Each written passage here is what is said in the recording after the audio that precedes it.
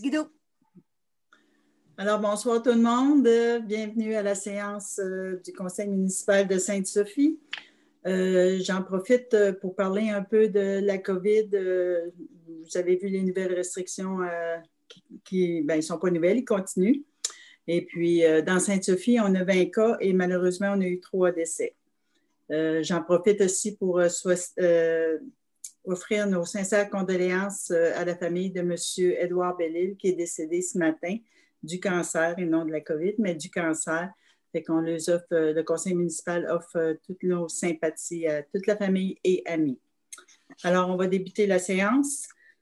L'ouverture de la séance, un proposeur. Propose Éric Strand. Merci. L'ordre du jour. Propose, Normand, oui. Parfait. Merci. Procès verbal de la séance tenue le 12 janvier. Le procès verbal de la séance ordinaire du 12 janvier est adopté tel que rédigé. Proposeur. Propose Claude Lamontagne. Merci. Budget 2021 de la Régie intermunicipale de l'Aréna régionale. Que le conseil municipal approuve le budget d'exploitation 2021 de la Régie intermunicipale de l'Aréna régionale de la Rivière-du-Nord, tel qu'adopté à leur séance ordinaire du 20 janvier dernier, d'un montant de 3 239 856 $ et que le conseil entérine le paiement de sa quote-part de la municipalité de Sainte-Sophie effectuée d'une somme de 462 601 $ répartie pour 269 198 000 $ pour la dépense relative au fonctionnement et 193 403 pour la dépense relative aux investissements. Nous rappelons que la municipalité a obtenu une aide financière dans le cadre du programme TECQ pour la dépense relative aux investissements. Proposeur. Propose Linda Lalonde. Merci. Participation financière pour l'année 2021. Que le conseil municipal autorise le paiement de la participation financière pour l'année 2020-2021 auprès du Centre d'activité physique Rivière-du-Nord, le CAP-RDN, pour l'organisation et l'administration d'activités physiques et sportives offertes dans les installations sportives dont la gestion est confiée au CAP-RDN, et ça pour une somme de 43 581 $. Proposeur. Propose Claude Lamontagne. Merci. Hors de dépenses autorisées par tout fonctionnaire ou employé. Conformément à l'article 176.5 et du 5e alinéa de l'article 961.1 du Code municipal, je dépose au Conseil, conformément à la réglementation de délégation, contrôle et suivi budgétaire, le rapport des dépenses autorisées par tout fonctionnaire au 20 janvier 2021 pour une somme de 179 608 $. C'est un dépôt seulement. Liste concernant l'embauche par délégation de pouvoir. Conformément au règlement de délégation, contrôle et suivi budgétaire numéro 1253-2018, je dépose la liste des embauches temporaires effectuées selon les besoins des services, à savoir Mme Myriam Haddad comme secrétaire, de décembre 2020 à décembre 2021 selon les besoins du service, et de Pascal Coulombe aux travaux publics pour l'année 2021. C'est un dépôt seulement. Affectation de M. Gérard Descoteaux et Martin Thibodeau. Considérant que 2 postes de capitaine à temps partiel sont créés au service de sécurité incendie, que le conseil municipal affecte M. Gérard Descoteaux et Martin Thibodeau au poste de capitaine temps partiel du service sécurité incendie à compter du 8 février 2021. Proposeur. Propose Guy Lamotte. Merci. Affectation de M. Johnny Furtado au poste de lieutenant. Considérant qu'un poste de lieutenant est vacant, considérant que la municipalité a procédé à l'affichage interne du dit poste, le conseil municipal prend acte de la nomination effectuée par le directeur général sur M. Johnny Furtado au poste de lieutenant du service incendie à côté du 8 février 2021. C'est un dépôt seulement. Embauche de Mme Caroline Baudouin. Considérant que le poste de secrétaire du greffe était vacant depuis le 18 janvier 2021, considérant que la municipalité a procédé à l'affichage interne et externe du dit poste, que le conseil municipal prend acte de la nomination effectuée par le directeur général sur Mme Caroline Beaudoin au poste de secrétaire au greffe échelon 4 à compter du 15 février 2021, le tout selon les conditions prévues à la convention collective.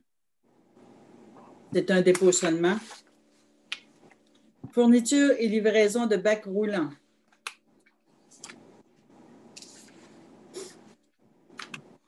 Considérant qu'en vertu de la résolution 177-07-20, la municipalité de Sainte-Sophie a confié le mandat à l'UMQ de procéder en son nom et au nom de d'autres organisations municipales intéressées à un document d'appel d'offres pour un achat regroupé de bacs roulants et de mini-bacs de cuisine pour la collecte des matières résiduelles pour l'année 2021, que le conseil municipal autorise la dépense d'une somme de 39 708 $ taxes en su auprès de IPL Nord-Américain pour le contrat octroyé par l'UMQ visant à la fourniture et la livraison de bacs roulants de 240 litres, soit 200, 400 bacs de 360 litres et 100 bacs de mini-bacs de cuisine.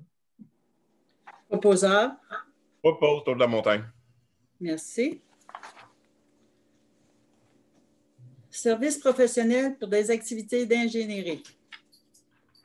Considérant les soumissions demandées par appel d'offres sur invitation, considérant que la dépense est admissible à la subvention et la programmation TECQ 2019-2023, que le conseil municipal octroie le contrat de services professionnels pour les activités d'ingénierie nécessaires à des travaux de mise à niveau du réseau d'eau potable et des équipements de distribution du domaine Pinot au plus bas soumissionnaire conforme, soit GBI Expert, pour un montant de 82 000 $ taxes en su. Proposeur. Propose, oui. Merci. Transfert du mandat de conseiller en assurance collective. Considérant que conformément au code municipal et en conformité avec la solution UMQ, le conseil autorise la municipalité à joindre un regroupement d'achat de produits d'assurance collective aux meilleures conditions possibles. Considérant qu'à la suite d'un appel d'offres public, Mallette Actuaire s'est vu octroyer le contrat pour les services de consultants indépendants par l'UMQ. Considérant que la rémunération prévue au contrat à octroyer est de 0,65 % aux consultants Mallette Actuaire et les frais de gestion prévus par l'UMQ sont de 1,15 %.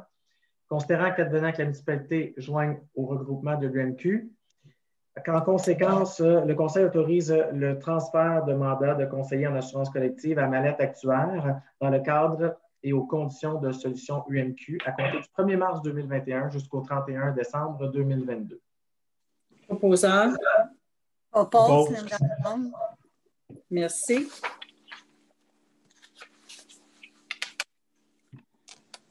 Services professionnels visant la planification du développement du réseau cyclable. Considérant que la municipalité de Sainte-Sophie désire planifier la deuxième phase du développement de son réseau cyclable, considérant que le Fonds de développement des territoires, FDT, a attribué un soutien financier de 10 000 $ au projet de développement, que le conseil municipal octroie un contrat de service professionnel visant la planification du développement du réseau cyclable, phase 2, à l'Institut des territoires pour un montant de 27 580 $ taxes en su. Proposeur. Propose, Sophie Astrie. Merci. Levée de la séance, de période de questions avant. Hein? OK, nous avons eu deux personnes qui posent des questions, dont M. Ronald Guild. Il marque « Pourquoi le site Internet et la page Facebook de la municipalité ne sont pas utilisés pour renforcer le message véhicule dans le journal Le Contact ci-dessous? » La grande majorité des informations publiées dans le Contact se retrouvent sur notre plateforme Facebook, mais on ne met pas toujours l'intégralité des textes. Donc, on invite les citoyens à se référer justement à notre journal Le Contact, où ce que toutes les informations sont bien inscrites. Alors, c'est beaucoup plus simple. On est sûr de rejoindre beaucoup plus de personnes parce qu'on distribue à 7200 ou 7400 copies dans Sainte-Sophie. Donc, ça faut prendre la peine de lire vraiment. Mais si on est capable de piquer votre curiosité sur Facebook, alors allez lire Le Contact et vous allez avoir toutes les informations nécessaires. Afin d'informer et de sensibiliser plus de citoyens dans la municipalité sur ce sujet, il demande d'ajouter une pastille pour le respect des terrains privés sur la page d'accueil du site Internet. C'est une suggestion qu'il nous fait. Donc, oui, nous pouvons le faire sans problème. Là. Le service de communication s'en chargera prochainement. Merci, M. Gill. Et l'autre question, c'est M. Brisebois. J'ai pris des notes, là. M. Brisebois pose la première question concernant le 707 chemin Val-des-Lacs, la nouvelle entreprise Innovagro, qui est dans le secteur Val-des-Lacs. Monsieur semble avoir détecté des odeurs. Alors, il se demande si on peut intervenir. Oui, il y a une inspection qui va être effectuée cette semaine. Si elle n'a pas déjà eu lieu, elle va avoir lieu cette semaine. Nous allons faire la vérification. Alors, la première question, je vois que le règlement d'urbanisme d'Innovagro est en zone agricole A101, conformément à la LPTAA. Est-ce que la culture chambre est permise par la LPTAA et par la municipalité? Effectivement, les cultures de végétaux sont autorisées en vertu de la LPTAA et de la réglementation municipale. Même si la municipalité prohibait ce type de culture, l'organisme LPTAA, article 98, stipule que la loi prévaut sur le règlement municipal. Donc, des fois, quand je parle aux citoyens et que je leur dis que le gouvernement, les lois provinciales nous régissent et qu'il faut se conformer à ces lois-là, on n'a pas le choix. Donc, il faut rentrer là-dedans, puis on n'a pas le choix. Deuxième question, est-ce que la municipalité est en mesure d'exiger des correctifs pour un meilleur contrôle des odeurs de la part d'Innovagro? Effectivement, dans ce contexte, le règlement du zonage prévoit à l'article 15.4.2 ce qui suit. Production et transformation du cannabis. Les activités de production et de transformation du cannabis doivent s'effectuer de manière à limiter l'exposition de la lumière et les odeurs à l'extérieur de celui-ci, de la construction dans laquelle elle s'exerce. À cette fin, le requérant doit déposer les mesures qu'il entend prendre lors de sa demande de permis. Excusez. Troisième question. Quelle garantie a obtenu la municipalité pour la gestion et le contrôle des odeurs chez Canapur, même avec un bâtiment fermé et opaque avec les systèmes de ventilation à la fine pointe? Je ne suis pas convaincue de cette assurance que les odeurs qui seront inexistantes, minimisées peut-être. Oui, nous avons obtenu des affirmations de la part des représentants de Canapur à l'effet que les odeurs seront contrôlées à plus de 90 %. La réglementation municipale est en vigueur, est le fruit de plusieurs consultations auprès des producteurs consultants de la municipalité et de la CPTAQ. La LPTAA limite considérablement le cadre réglementaire que les municipalités peuvent adopter. De plus, il s'agit d'un phénomène relativement nouveau auquel des ajustements certains sont à prévoir. Il est effectivement difficile de penser que les exigences prescrites contribueront à éliminer 100 % des nuisances relatives aux odeurs. Donc, j'espère que ça répond bien à vos questions, M. Brisebois. Alors, levée de la séance, un proposeur. Pause, Guy Lamotte. Merci. Bonne fin de soirée à tous, oui.